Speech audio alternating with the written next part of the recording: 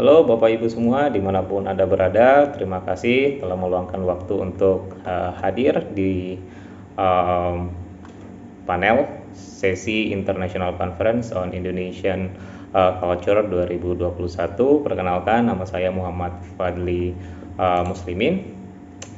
Pada kesempatan kali ini saya akan membawakan hasil penelusuran saya secara digital terkait dengan ragam pembelajaran dan sumber belajar daring selama pandemi COVID-19 serta tantangan keberlangsungannya pasca pandemi.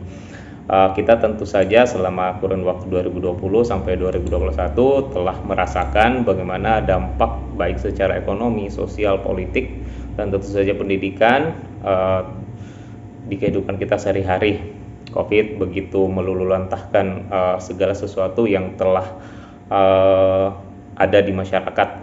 Tentunya kita harus menyesuaikan diri dengan hal tersebut. Di dunia pendidikan pun hal ini menjadi pemicu sekaligus motor penggerak berkembangnya ragam pembelajaran dan secara terbuka dan dalam jaringan serta berbagai macam sumber-sumber belajar yang dapat diakses secara dalam jaringan yang tentu dosen dan juga masyarakat pada umumnya, guru, mahasiswa dan juga pengguna pembelajaran harus menyesuaikan diri dan juga beradaptasi terkait dengan penyesuaian keadaan-keadaan ini.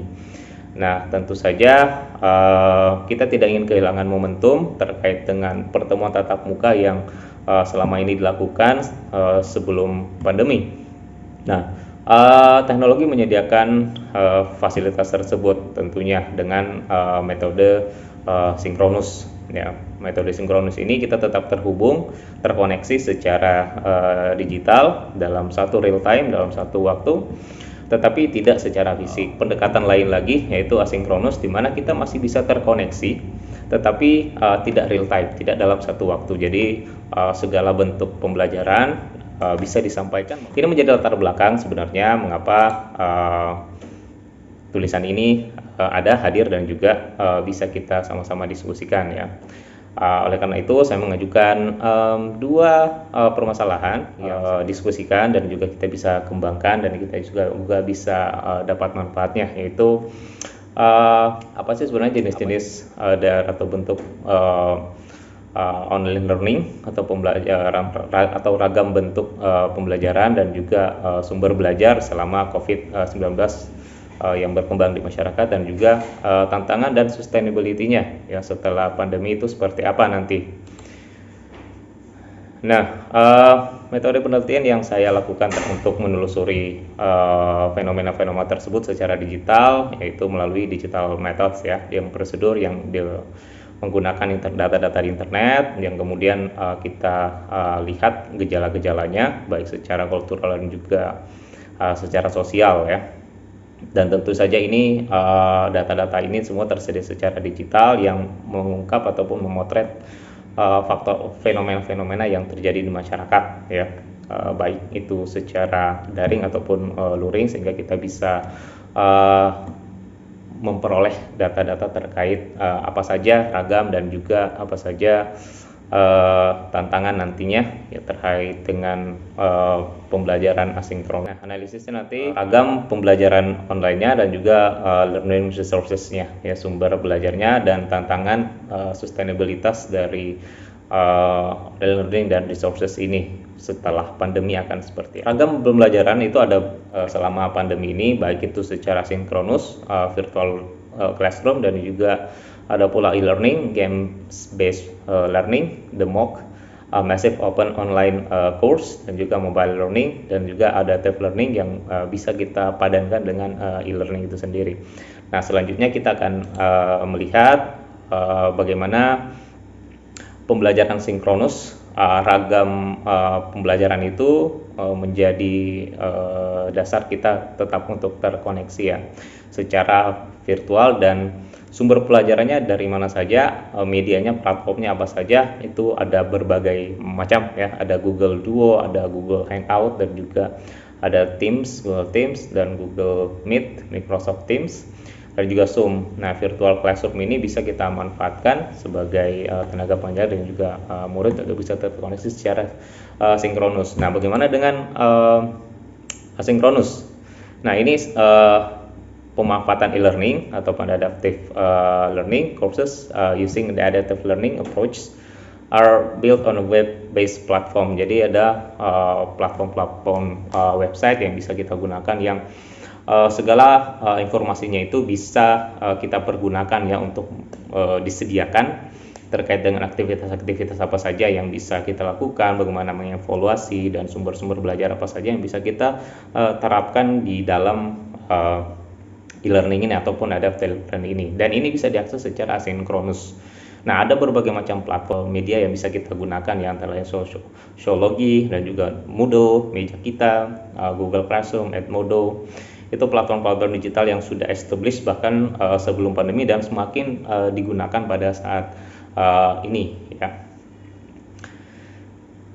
Nah, ini bagi siswa ini memberikan support yang luar biasa bagi mereka untuk tetap bisa terkoneksi dan juga bisa terkustomisasi pembelajarannya, dan juga feedback bisa diberikan dalam kurun waktu tertentu.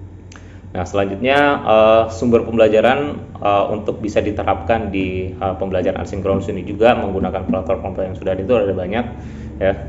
Kita bisa gunakan games based learning, menggunakan platform Educandy Play, dan juga bisa kita pakai iCanDo, Bambusul dan Khan Academy, dan juga dari Indonesia kita bisa pakai Marble Budaya Nusantara. Itu semua platform yang game based learning yang bisa dikustomisasi penggunaannya. Dan selanjutnya ada MOOC. Ini juga salah satu sumber belajar yang bisa diakses secara free di seluruh platform yang menyediakannya ya. Istilahnya MOOC juga ini singkatan dari Massive Open Online Course, Focus on Scale, Community and Connecting, Massive, Open, Anyone, Anywhere, dan Register.